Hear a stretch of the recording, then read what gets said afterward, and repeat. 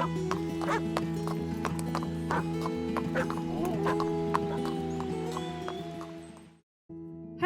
I am your host Angelina and you are listening to V.I.P podcast where we talk about very important people, ponies and pooches. In this episode, I am joined by my boyfriend Alan, who is going to be a co-host for this episode. Welcome back, Alan. Thanks, it's nice to be back. So Alan joined us on an episode before, which was my boyfriend versus equestrian lingo, is that right? Yeah, something along those lines.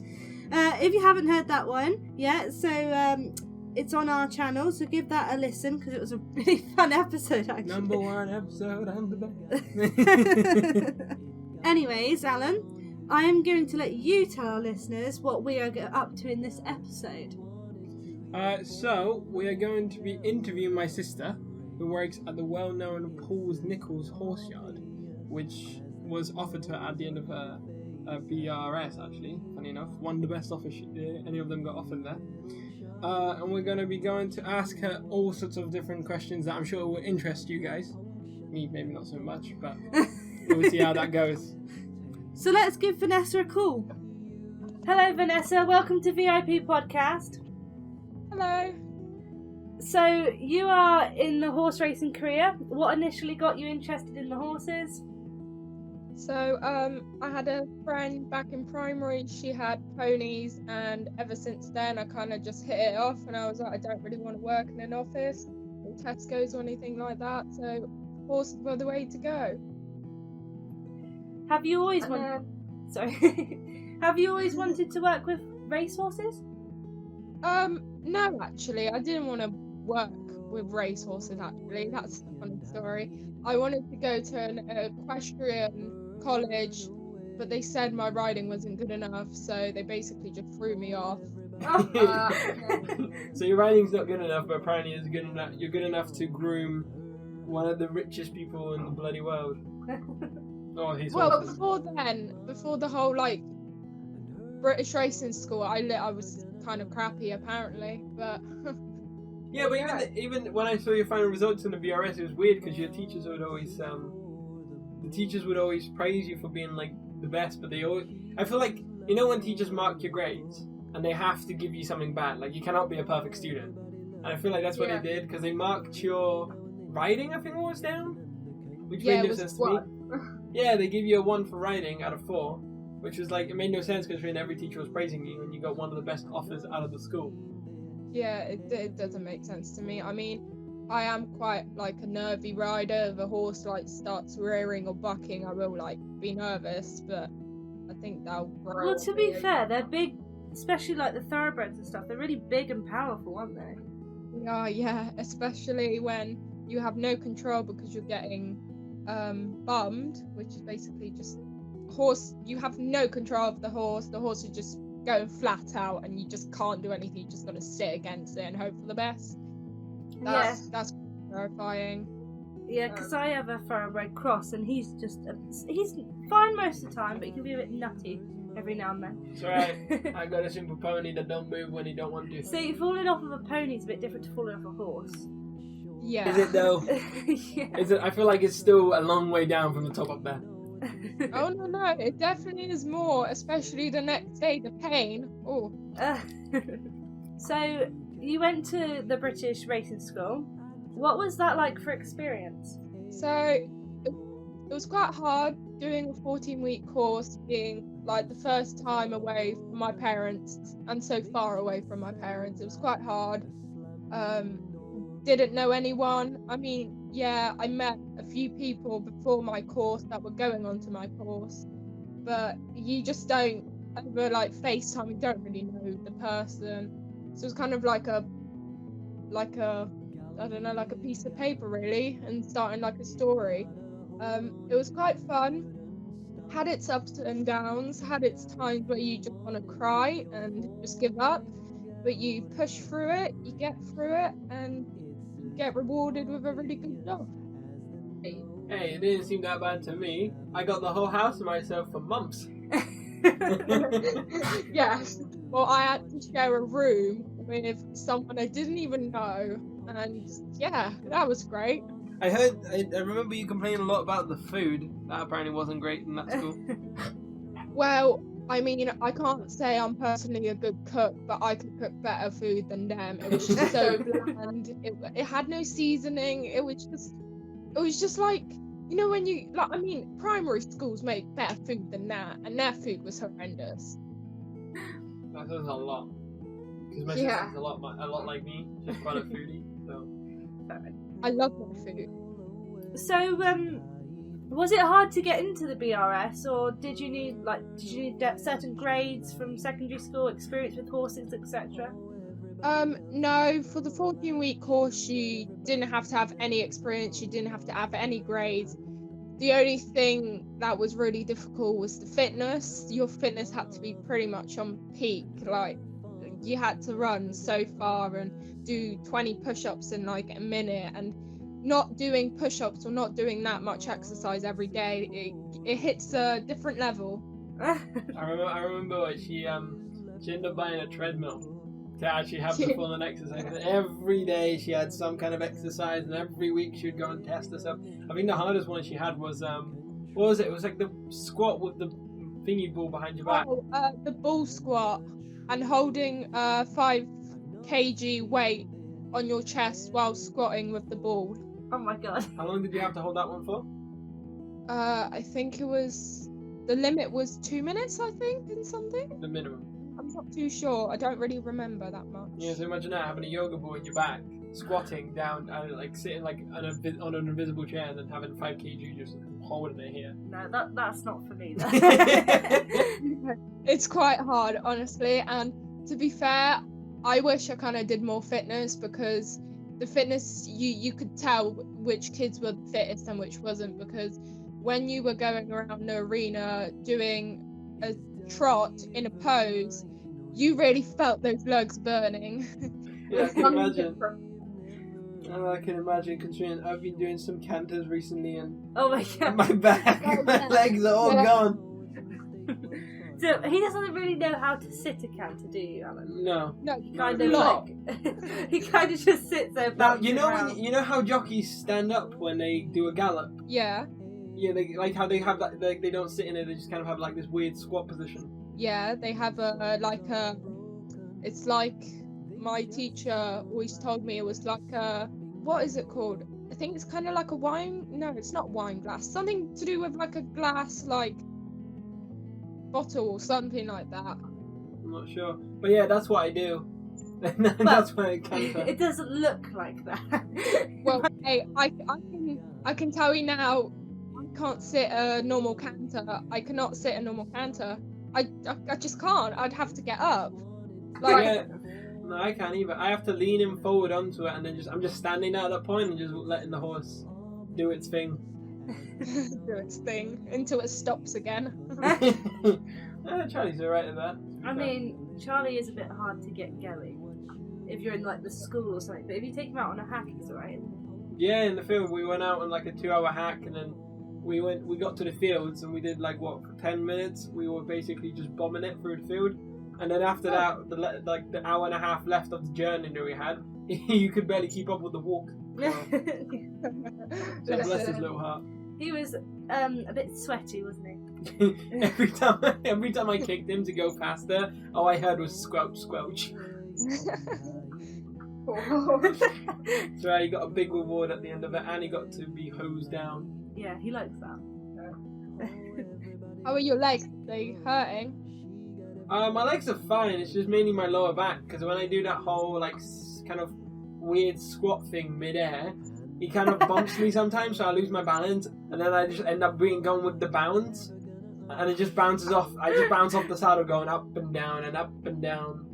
It's really funny to watch, because I said, right, whatever you do, don't go past me, because my horse, she doesn't really try. She kind of just goes at her own pace, and if anyone is like going off into the distance, she's like, yeah, I'll catch up later. But I said, go behind Gator Girl, because then if you don't have any brakes, you could just stick him up her bum, and then he'll stop. But Alan didn't get there. He kind of cantered along like further down the hill or something. Yeah, so alongside. we're supposed to be going single file, and we were going on it with one of our liveries. And then what ended up happening was, because I was getting all the gates to get into the fields, I got on the horse and they kind of walked off forward, so I couldn't get behind anyone. And the livery, she didn't get in between me or Angelina. So like I just I was gonna go in the middle, but then Charlie didn't kick off until after the livery went off. Yeah, so everybody already went off, and then Charlie started following. But because I had little control over the horse just, as they were going parallel together, I just started going off at a curve off to the right. So I just ended up going down the hill. Bless him though. It was only his second counter, right? So basically, what you're trying to say is you had no control. I was holding on to the mane as much as I was holding on to the reins, okay? I think I had more mane than reins in my hands at one point. Oh dear. God. So, did attending the BRS make you want to pursue a career in horse racing more so than you did before?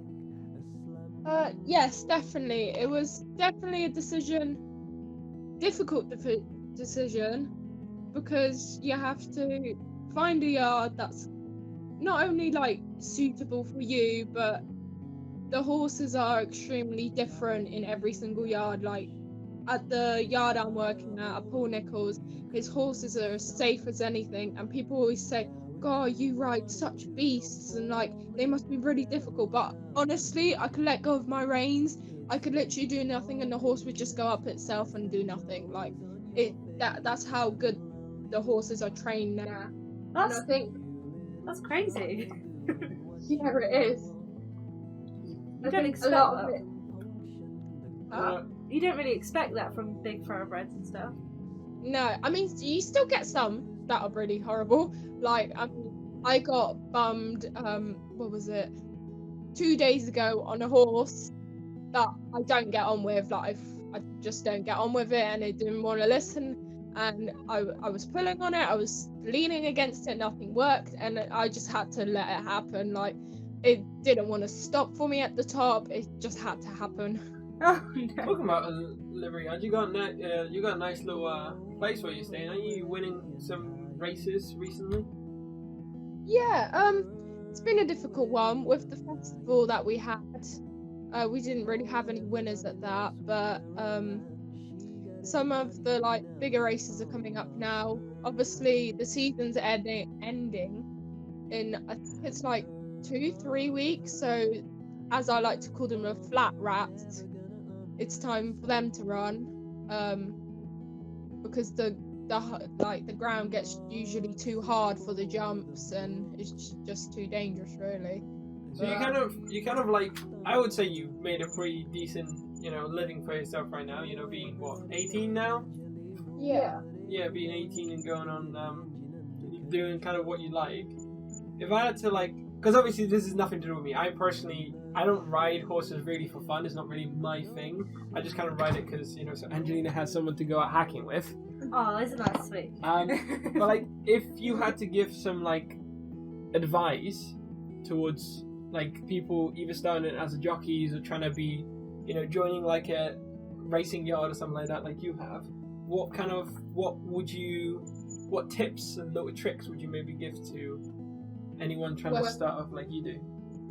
First, I'd say be bloody prepared, because it's flipping hard work getting up every single day at the same time. You got to be really dedicated to it, because it's just the same thing over and over. It's so repetitive. It doesn't change apart from the odd horse being naughty. Tips and tricks, really. I'm not a really good rider, so I can't really give any good tips and tricks. I'd say for people going to the British Racing School, just make sure beforehand you've been on a horse, because I know some people in my course, they had to be dropped down, they had to be kicked off the course because they were just not good enough. They weren't learning fast enough. And it's a lot. I get it's a lot to take in. And also I'd say the biggest thing is, if you can ride normal horses or at a yard or something, make sure you learn how to carry the stick. because the British racing school do not allow you to have a stick, and come into a yard, they expect you to have a stick with you, and I find it really difficult going around places galloping with a stick. I just feel like I have too much in my hands. So I'd say, yeah, learn how to ride with a racing whip. Yeah. Well, to be honest, me and my mum always say that you get like different types of horses, if you like. So you get riding school horses, which basically just follow the one in front, and then you get, you know, your actual horses that, you know, they'll be a bit naughty and they won't just follow the one in front. And then obviously in a completely different league again would be like the big race horses with all that power and strength and speed. I honestly, I think best part about my job is just going in the morning, waking up, getting on that horse and knowing it might win because you've been riding it every day, or just having like, sometimes you have really bad days and you just feel like, God, I can't do this anymore, but then you get on your favourite horse and it's just like it all disappears and the horse makes it so much better, and it's just going up a gallop or going around in a loop or like the rounds, it's kind of like freedom, really. Makes you forget about the whole world. It's nice to do that. It's a good way of thinking about it. Yeah. Did you ever think that you were going to be doing this when you reached the age of like 18, or that you'd be joining a livery yard when you were like, or a horse yard when you were 17? Like, was that in your mind at the time when you were younger, or is this like just kind of mind blowing how fast everything moved for you? No, honestly, I thought I was going to end up in Tesco's or something. Like, even our mum said that it's just a phase. And like some people in my like high school, they were like, oh, it's just a phase, you're never going to get like to the racing school, it's much harder than what it looks. It's not a career, and that does put you down a lot, but I mean, look where I ended up. I'd have no idea I'd end up like this. I think you're quite proof that it doesn't matter what you do, as long as you do what you love, you can make a career out of anything, really. I mean, yeah. I mean, I came out of school with no GCSEs, then went to the British Racing School and got my English and Maths GCSEs back. I guess I don't really know how that works. I don't really get how I could pass, but I mean, I guess exams aren't really a strong point in our family. Well, maybe you're just doing more of what you love, so you're more paying attention in class. Maybe that's what. Yeah. I mean, I'd say if it was to like working in a zoo and working with horses, I'd be like not remembering anything, whereas if someone said something to me about a horse or like asked me about something about a horse, I'd be like straight up like, yeah, I know the answer. So as you mentioned earlier, obviously being a jockey means you have to watch your weight, unfortunately, and your eating habits and stuff have changed, so your whole lifestyle really. Yeah. I vaguely remember you mentioning that you were craving KFC once. Yeah. I tell you what, because we're not really jockeys, like if you come out the British Racing School and you finish your level 1, you're not really a jockey, you're more just like a work rider. If you want to be a jockey, you have to complete your like jockey license and that to be like a jockey, or like a conditional jockey. I personally don't want to be a jockey, like that's not the lifestyle for me. I just love food too much. I can go home after like my morning, go home, eat like loads. I'd eat like Nutella and bread, like 3. Alan does that, like midnight snack. Yeah, and then I could go back to work, come home, have a big meal, like a big dinner, and then eat more like crisps, chocolate, and I don't know, just. So if you're not going for a jockey, what's the like progression? What's your future plan? What are you aiming for? Yeah. To be honest with you, I have no idea. I guess I don't really have any plans at the moment. I'm just seeing where the road takes me. Kind of like going to the BRS and seeing where the road takes me. My speciality, just winging it. Yeah. I have like a tiny idea, but I'm not really sure. Like, I just want to kind of like, I'm young, stupid, dumb. I just kind of want to live a little, you know? Yeah. Again, I mean, Yeah. this whole lockdown hasn't made anything like that easier. Couldn't go out on your 18th. Couldn't go No. partying with your friends or anything like that. I mean, I did have a little Coppersburg at Scotland, or in at a bar, so I mean, it wasn't too bad. Not too bad, not too bad. So again, like you mentioned earlier, you had a massive offer once you were coming out of your level 1 BRS to go and work for the well-known British national hunt horse trainer Paul Nicholls. What was it like to receive the offer to work for such a big name? I mean, I'm gonna be honest, I had no idea who he was. One of the biggest people in horse racing, and my sister goes, "Yeah, who's he? Yeah, I didn't really know that much about racing, enough to know who he was. Like, I just didn't know enough. Like, I was into racing. I'd watch a few races from like my previous yard, but I was never like. So you more enjoyed the horse side of things than actual following the like stats, if you like. Yeah. I'm in it because I love horses. I'm not in it because of the racing and like the money involved in it, or like the fame. Like, that's just not for me. Well, Paul Nicholls owned or trained, not quite sure, but Quarto Star, didn't he? Oh, Quanto Star. Yes. Quanto, sorry. I always say that wrong. Oh, get schooled, girl! But yeah, he Yeah, he trained that. I never got to meet the horse. I did get to meet, I'm not sure if you know him, Tiger Roll. He used to be down at Nigel Hawkes, but then Nigel Hawkes sold him to someone and he started winning the Grand Nationals. He's still winning to this day. He's getting old now, but it's that like feeling that look, I got to pet that horse and you never will. I know you don't. I know you care about just the horse side of things, right?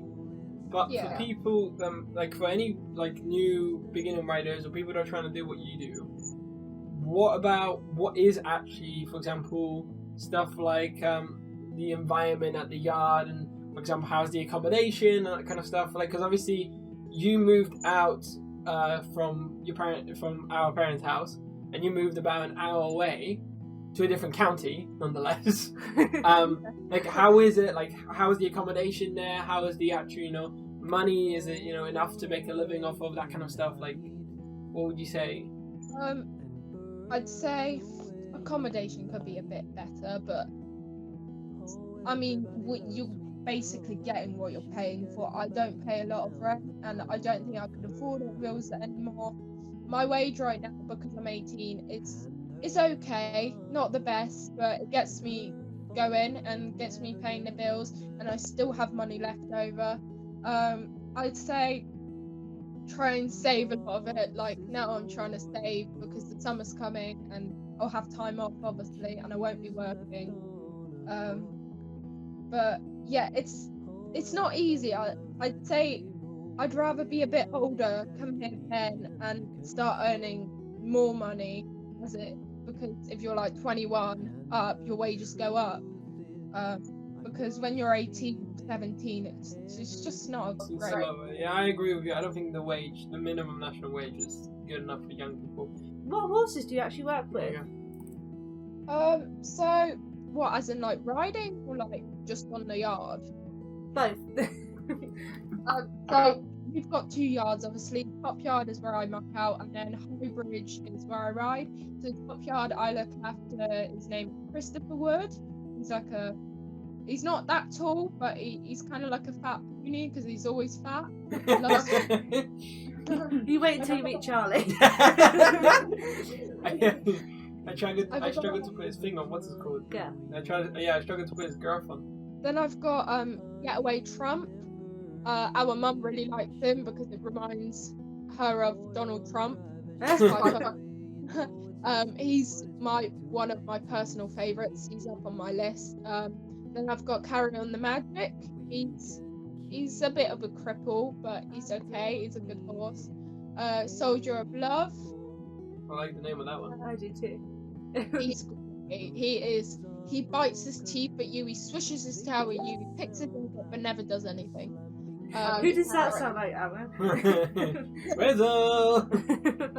And then I've got, I can't remember his full name, but it's like Tamarok Dare something, but we just call him Tim Tam or Tamarok. He's a really good one, but he's very naughty at the races. So do you get to ride all of them, or do you only get to muck them out, or how does that work? So at Top Yard, because I don't ride at Top Yard, I don't get to ride the Top Yard horses unless it's like a rare occasion. Because all the Top Yard horses are like the really top class ones, and I guess they don't really want like the kids riding them, if you know what I mean. I was gonna say, I guess I figured that from the name, considering it's Yeah. called Top Yard. Well, you never know. We'll clip it up the top of the hill. Also, Highbridge is where more of like the babies are, and like it's just a bit. Highbridge is kind of like the yard that no one really talks about, you know.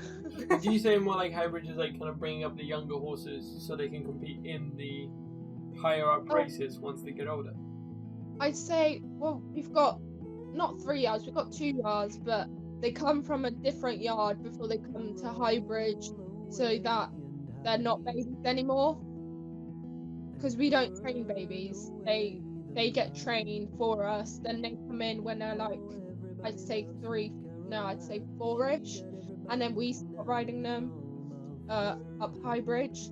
But usually, if they're difficult rides, the lads get them because it's considered a lads ride. Yeah. What kind of jobs do you actually like do there then? So you muck out. Everyone has different really jobs. I just usually muck out, sweep, and take horses off the walker. Some people, if they're like a bit higher up, they'll go around doing bandages if they need to. Some will go around in the evening doing chaff and like other medications that the horses might need. And then the head lad usually feeds. He's in charge of the feeding and like other things, the walker and that. And it's not really, I mean, in the evenings and in the mornings, apart from riding in the mornings, it's not much to do apart from mucking out your horses, obviously coming in, mucking out your horses, and then when it hits like that mark, you start riding, you tack up, and then you finish, you go home, or obviously you feed them before you go home, and then you're back at evening stables, just brushing them, really taking care of them, getting to know them, I guess. Building kind of like a bond with the horses then. Yeah. People time. I tell you, sometimes I'd feel like it's probably wrong to say this, but I feel like we as staff know the horses more than Paul himself. Like, we know all the little quirks and twerks and everything about him, and Paul, because he just doesn't spend as much time with all the horses, he just wouldn't know it. I presume he's a very busy man considering he's trying to run the whole yard and, you know, make sure everybody in his yard has got a decent living. I tell you what, he's a busy man, but he doesn't fail to turn up every evening and go around chucking the hazen with the head lad. He always does. That's something I would not expect from No. a man of his stature, I guess. Like, I know, because obviously you can have two different types of bosses. You can have the boss that's just kind of like, you know, is in the Walks background. into the barn, gives one a little pet, and then walks back out. Yeah. But no, it's good to hear that you actually have a boss that, you know, interacts with you guys and is quite active. Yeah, and the horses themselves. I bet he does know all the little quirks. He probably has like someone going and telling him everything. Probably. It's quite. Probably has little tiles. It's quite nice in the evening if like you see him, and because he throws in the haze with the head lad, he sometimes like talks to you like just how you are, or even if it's the horse like where it's next going to run. Like it's nice knowing, you know. Whereas where I worked at Nigel Hawkes, he was kind of like never really there type of thing. He was it was a small trainer, so there was no issue, like, or no excuse on why he couldn't like come and see us from time to time. But I just felt like he was never there, you know? Yeah. There you go. The honest reviews. Honest reviews. Yeah. Poor Nicholls just knocking on your door. It's like, we need to have a chat. Actually, a friend of ours, a friend of the family who is a dog trainer, he also used to do like equine showing and stuff. He knows Paul Nicholls apparently. Yeah, they're personally. friends. So, yeah. I don't know if the name Barry Jeans would ring a bell. No, I have no idea. Yeah, he does come here often. Trains. People go wild for him as a dog trainer. But yeah, he says that apparently he goes up the yard from time to time, you know, because apparently he's personal friends with Paul. Yeah. Maybe he does. I wouldn't know the man. There's so many people coming sometimes in and out the yards, and you're just like, who's that? Oh, You know him because he's usually the one cracking all the jokes. Yeah. And he's Welsh? He is from Wales, yeah. Yeah, he has quite a strongish Welsh accent. Do you think? I think so, yeah. He doesn't have like a Welsh accent, but has a Welsh-ish. Like you can hear, you can hear it for sure. Send me a picture of him. Maybe I'll recognise him by the face, because by the name it just doesn't ring a bell. He is lovely though. He is. He definitely would talk to everyone that he meets on He's the very app. funny. Very funny. Apparently he says that you'd go there and people think like he's an investor or stuff like that. So you'd like go there like, you know, dressed all like quite nice, and just people would be like walking past him like tilting their hats. Like, hello sir, good morning sir. And he's just walking past like, I'm just here as a friend. Yeah, I guess, I mean, I'll tell you what, if we someone that we don't know, we see someone walking through those stable, like, through the gate to the yard, we're like, everyone does it, it's just a habit. Like, who the hell is this? Why are they there? Why are they dressed like this? What do they want? Are they nice? Are they gonna be like a prick or something? Or are they gonna be nice? Like, Judging straight off the bat, no middle ground. No. I say everyone does it. Like, it's no secret, everyone does it. It's like me when I was new, everyone was like, hi, my name is this, who are you? Like, trying to get to know you, and I'm like so intimidated, like there's too many people. So basically, if you don't get a hat tilt, you know you're not in favour. Pretty much. Well, when you finally do get to come down and visit Alan and I, once COVID restrictions allow it, I think Alan wants you to try and get his Charlie boy to gallop. I can try. I'm not sure how well that will go. I might get a bit frustrated and get a bit angry at him. I've tried many times just to get a canter and he just won't budge. He gets beyond the point of being angry. You just get to the point of, I give up with this horse. I've been kicking for half an hour and he still hasn't moved. You know what you do? Your classic long legs, and you pony kick him, like fully pony kick him. Oh no, I do proper pony club kicks and it still does not work. I tell you what, he actually responds more to you zigzagging the reins left and right to movement than actually kicking him. And do that, then keep doing that. It's not soaring. No, I mean like, you know when you take a turn, so you, like put him off balance. Like if you pull the right rein and then it'll put him off balance, kind of thing. Yeah, so you keep doing that. So you go left, then you go to right, then you go left. It's basically like weaving. Yeah, and then you can make 4 steps forward. That's Charlie. Funny. Yeah, Charlie is a very overweight coloured cob, so. I'm not sure if overweight is my type of thing. I'm used to the really fit horses. You'd probably like Radley. Probably. He's a thoroughbred cross, Irish. I can never say that. Irish draft. I can never say that. Draft. Irish draft horse. Yeah, Irish draft. I think. I always get confused because it's spelt like draught, but it's like pronounced draft. I don't know. How is it spelled? D-A-U-G-H-T. No, D-R-A. I don't know now. I can't do it in my head. Like drought. Yeah. Oh well, let's be. Anyway. Let's get it going. So, did you ever think Alan would end up getting his own horse to ride? Not before me, no. I mean, like, come on. Take a step back. I was gonna say, I guess you just didn't pick right. No, I didn't. I'm sure your sister wouldn't have picked me, darling. Never know. But she has picked someone else. I might turn transgender, you know? Or bi, you never know. Yeah. But you have met someone, haven't you? Yes, I have met the one. I don't think we'll dive too much into that to not embarrass you. Yeah. But what's his name, address, location, what does he look like? Alan wants to pay a visit. Well, that's a long one. It might be here a long time. Just knock on his door. Like, can you please put in for like this 40-page survey?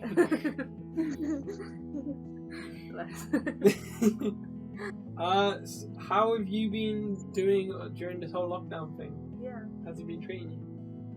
Fine, I don't feel any different really. I work every day, so it's not like I don't like to see anyone. Is there any like precautions put in place? I mean, they tell you not to go out obviously if it's lockdown and like all that, and like hand sanitize your hands. Yeah. We don't social distance anymore though. Like we don't really. Lockdown in our yard is kind of like a mess. I mean, I guess because you guys got on-site accommodation, so I guess you guys don't really. You're kind of self-isolated. Yeah, with you don't each really other. go that far. Yeah. There's everybody that works on the yard has on-site accommodation, or do some people? No, most people have their own houses or just live further away or live with the parents or something like that. So it's not like Paul he isn't made out of like money that he can have like 1 million accommodations. He doesn't. I think he actually has a lot of accommodations. The people on the yard, like the staff, are they all like various ages, or are they all like around one sort of age? Oh yeah, they could be from 17 to 40 to 50. Okay. You got a wide range. Definitely a mixture. So, considering you're like quite isolated over there, what do you do in your spare time? Well, I don't really get spare time. We're lucky we got her here. Yeah, you seem booked out. Yeah, I mean, I have been hanging out with my new man, but apart from that, there's not much to do, you know. Maybe I go like take the dog for the walk. Apart from that, I don't really do much. I mean, I get home, I'm usually too tired to do anything, so I just watch like Netflix and eat. That's that. Sounds like a good evening, just a bit of food stuffed down your throat and Yeah. some Netflix. Yeah. Have you watched Heartland? Oh yeah, oh my god. I keep seeing people posting about like the really new season that came out. I know, because it comes out in like Canada or America or something. Yeah, apparently, what's his name? I forgot his name.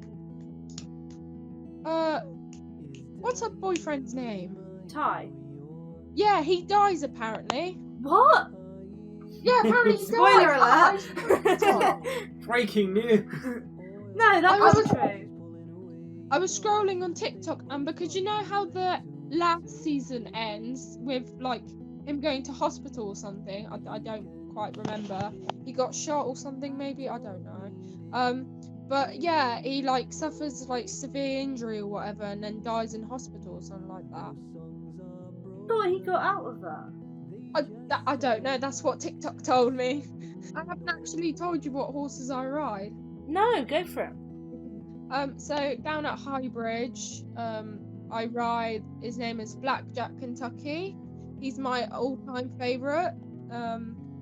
I love him, honestly. He had a pick of grass today because he was a good boy up the gallop.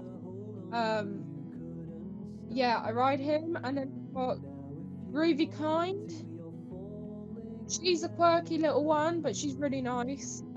She's got a big head, like a donkey head, and like donkey ears, but like it's just like the head doesn't fit the body type of thing, you know? Right, We yeah. got one horse here that's got like kind of donkey ears. And then I want to ask like, you, but I don't. Oh, I know. and then like my third and fourth like lots are usually just like mixtures. I don't really have a set fourth or third lot. They're just mixed horses, random horses, really. Okay. Yeah. But yeah, those two are my main ones that I ride every day. I have a friend and her dad's into racing and stuff, so he'll probably know exactly who you're talking about. But yeah. Here's the thing. So, because obviously these are horse races, your horses compete in. Do you ever gamble your money on the races? That's a funny one, and that's also a tricky one because it's technically not allowed. I'm pretty sure it's like against the law because we know the horse and we know if it will win or not. Oh, would it be like insider trading then? That's interesting. Well, that Pretty much. that's weird because you don't know the other horses though, do you? No, but if you know, like, take for example Paul, he knows his horses. He wouldn't enter a horse into a race if he didn't know that it could not get a first place, like, unless it's doing it for experience. Like, why would he do that, you know? Well, I was gonna say, surely you'd be able to bet on your own horses. Because I get it in the scenario where, for example, Well, you wouldn't want to bet on another horse. No, but I get it in the scenario where, like, for example, let's say your horse is not 100%, right? So he's not ready for the race, but you enter him in the race regardless. So you then put a bet on the second place because you know your horse is most likely to lose. Did that make sense to you? You could do that, yeah. I mean, a lot of people still bet, like, we just still bet, but I personally think it's a waste of money, really. I don't know, I don't know, it seems like your horses win a lot. I mean, I've considered myself. Think about it, if I put like £100 on my, not last horse I took racing, but the other one, he won, I could have got bucks. I'm talking about like probably grands. Like, I could have been rich. Do you know what the odds are for your horses? God no, not off by heart, no. And every race is different, so they'd be allocated a different one every race, depending on what race it is. And who they're against, surely. Yeah. Do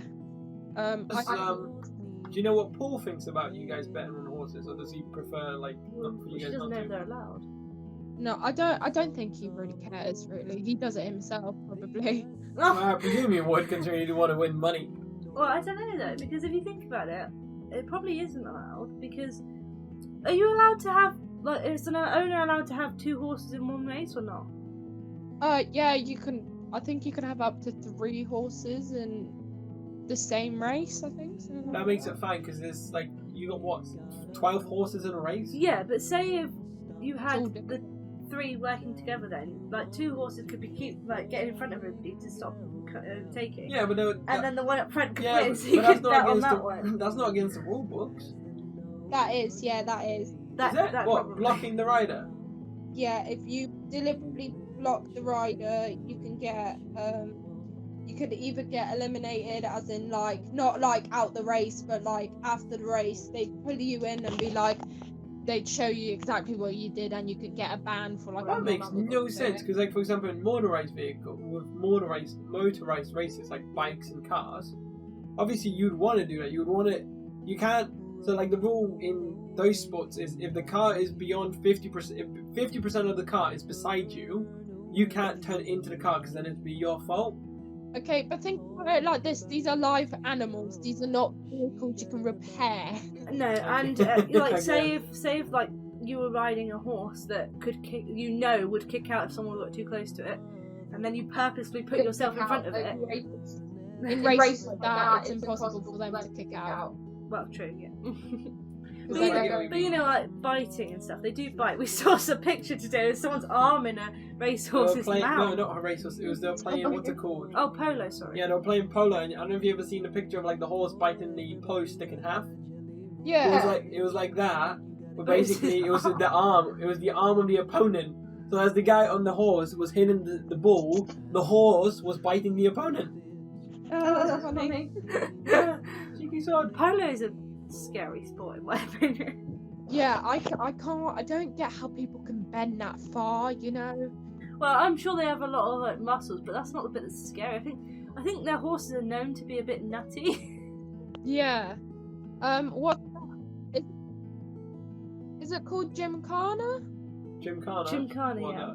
Yeah, that's my friend back from high school. She made it to the championships, and she does that, and I'm just like, how do you do that? Like, the speed she goes and just jumps back on. I'm like, I can't even get a leg up.